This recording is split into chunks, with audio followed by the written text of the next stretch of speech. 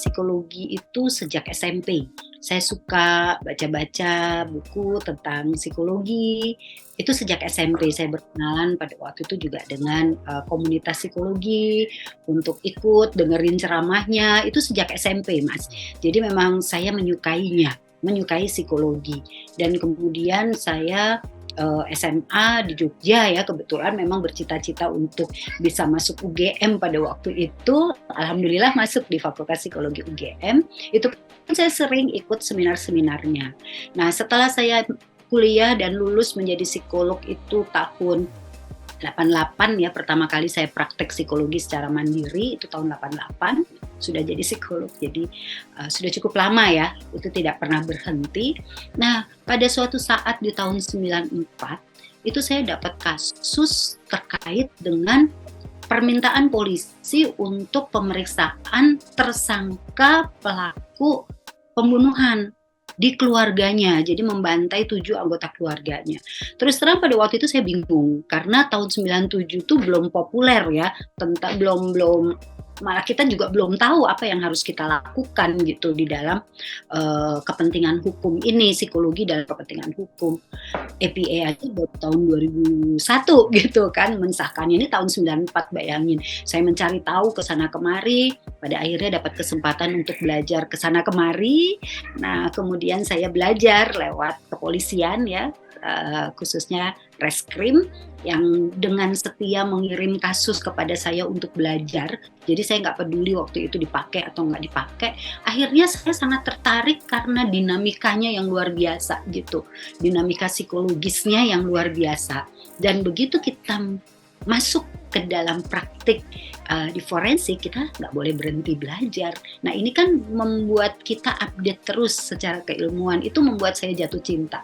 Makanya kemudian saya terus konsisten di situ sampai akhirnya tahun 2007 Apsifor dibentuk ya. Saya itu pertama yang menjadi ketua Apsifor itu Bu Yusti untuk 2 periode, kemudian saya ya, ini sudah di periode yang kedua gitu. Nah, saya seneng dasarnya memang passion saya di situ karena awalnya kecemplung tapi penasaran gitu ya, akhirnya cari tahu, akhirnya belajar, akhirnya beneran tertarik gitu. Kayaknya memang urutannya tuh pertama kita harus minati. Habis itu kita cintami. Jadi kayak kakak adik, minati dan cintami gitu ya. Itu akhirnya benar-benar mencintai bidang psikologi forensik ini. Bahkan riset-riset saya juga banyak terkait dengan forensik. Sejak 98 saya keluar masuk Nusa Kambangan untuk memberikan layanan di sana, membuat program di sana. Dulu itu reguler ya. Kemudian kalau sekarang hanya by request aja gitu, karena udah mulai banyak ya psikolog yang bekerja untuk lapas gitu. Jadi kalau ada permintaan baru saya masuk. Gitu sih Mas. Jadi awal muasalnya seperti itu. Kita seperti baca bukunya Agatha Christie, kayak kalau ke masa kecil tuh kayak baca lagi 5 Sekawan, Bliton gitu ya, yang banyak misteri, dan bagaimana dari sisi keilmuan kita mencoba gitu untuk membuat satu pemahaman tentang apa yang terjadi itu dari aspek psikologi. Ini nih curiosity-nya, ini adrenalinnya ini benar-benar tertantang gitu ya. Nah, dari situ kalau kemudian kita bisa mendapatkan satu simpulan, membantu membuat terang perkara, itu rasanya saya ikut berfungsi dan saya ikut berperan gitu ya. Ilmu ini bisa diamalkan untuk sebuah kemaslahatan, dalam hal ini keadilan. Makanya psikolog di dalam praktek hukum itu imparsial, tidak berpihak pada siapapun, pihak pada keadilan. Kalau kita bicara kebenaran itu hanya milik Allah.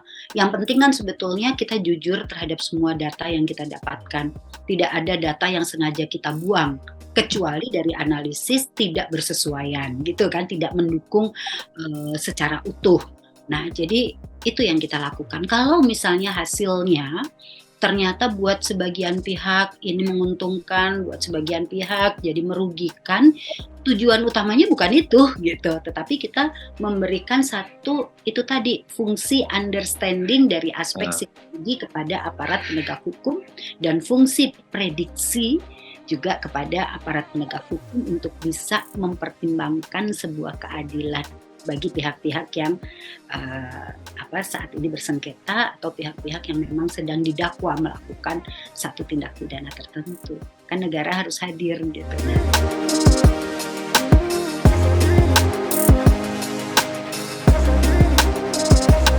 Iya, sebenarnya mulai berdekatan ke sana kemari, kasus di Aceh, kasus di Manado, kasus di Sulawesi Selatan, di Kalimantan, sampai di Papua, di Jakarta, dan di mana-mana ini, saya kan udah lewat dari tahun 2007 ya, anak-anak saya udah besar semua ya, jadi anak-anak oke, kadang saya juga kalau pulang gitu tuh saya bagi-bagi, kalau jurnal ini nih maknanya apa sih, bacain dong, bikinin dong resumenya, jadi saya libatkan.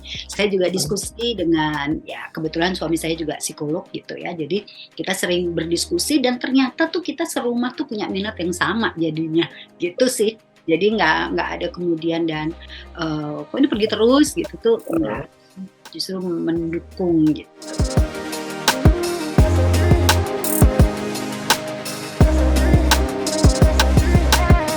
Anak-anak kan udah nggak pada di rumah ya, jadi saya pergi atau saya di rumah, komunikasinya yang banyak pasti lewat WA, lewat IG gitu ya, lewat media sosial gitu. Ketika sama suami saya ya kadang kalau dia pas lagi bisa nggak ada kegiatan yang lain, dia juga ikut bersama-sama saya gitu.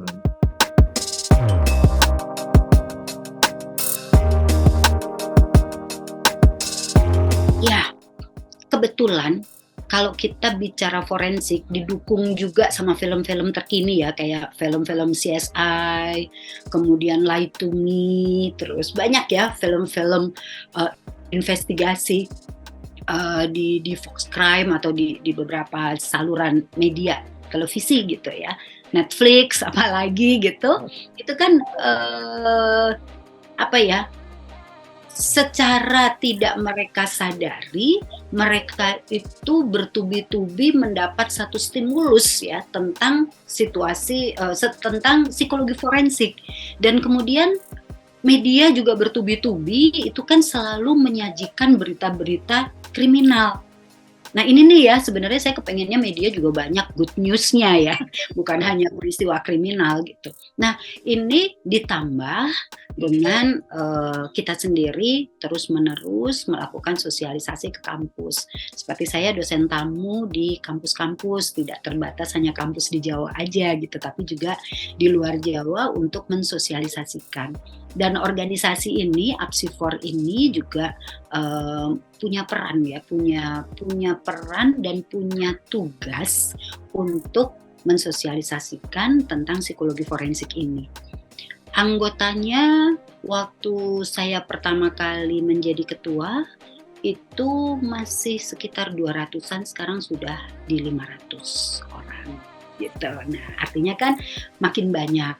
Lagi pula juga mau tidak mau psikolog tuh akan mencari sekarang ini sudah mulai sering ya mencari psikolog untuk dilibatkan di dalam pemeriksaan kasus. Gitu sih Mas, jadi kita sosialisasi terus-menerus, mengadakan seminar, mengadakan workshop, lewat kampus kita mengajar gitu ya, dan kemudian menerima mahasiswa magang untuk masalah forensik, kita melakukan riset, kita melakukan advokasi ke stakeholder ya, termasuk aparat penegak hukum, mulai dari penyidik ini juga penyidik KPK, penyidik BNN, penyidik KLHK, penyidik di kepolisian gitu ya. Kita juga melakukan advokasi, makanya sekarang sudah semakin banyak jika ada kasus itu psikologi forensik mulai dilihat kebutuhannya gitu sih. Dan memang kita nggak memaksakan. Kalau polisi udah terang benderang ya nggak ada yang dibutuhin gitu kan, karena mereka sudah bisa secara terang benderang. Tapi kalau misalkan ada hal-hal ya banyakan sih butuh gitu. Apalagi untuk kasus-kasus di mana pelakunya tidak ngaku. atau saksinya anak-anak gitu ya. Jadi keterangannya ini kok berubah-ubah, atau yang terlibat di dalam hukum itu anak-anak, atau yang terlibat di dalam hukum itu punya gangguan kejiwaan atau mungkin disabilitas intelektual. Nah, di situ kan kita ilmu psikologi ini menjadi ilmu yang dibutuhkan gitu.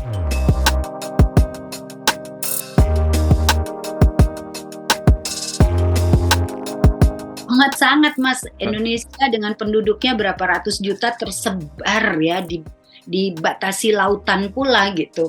Jadi kalau idealnya sih sampai ke kabupaten, sampai kecamatan gitu tuh ada gitu ya. Jadi penanganan kasus yang membutuhkan psikologi forensik itu juga bisa lebih cepat dijawab. Gitu. 500 berbanding sekian banyaknya kasus hukum ya, sebetulnya memang masih kurang, makanya kadang kita hektik juga gitu Mas. Yang ideal kita tidak menunggu kasus, namun kita ada gitu di setiap kabupaten kota gitu ya. Jadi pada saat kasus itu muncul, itu ada yang kemudian bisa dihubungi tanpa harus mendatangkan dari Jawa gitu. Karena memang penyebarannya tuh masih banyak di Jawa dan di kota-kota besar. Kota-kota besar ya.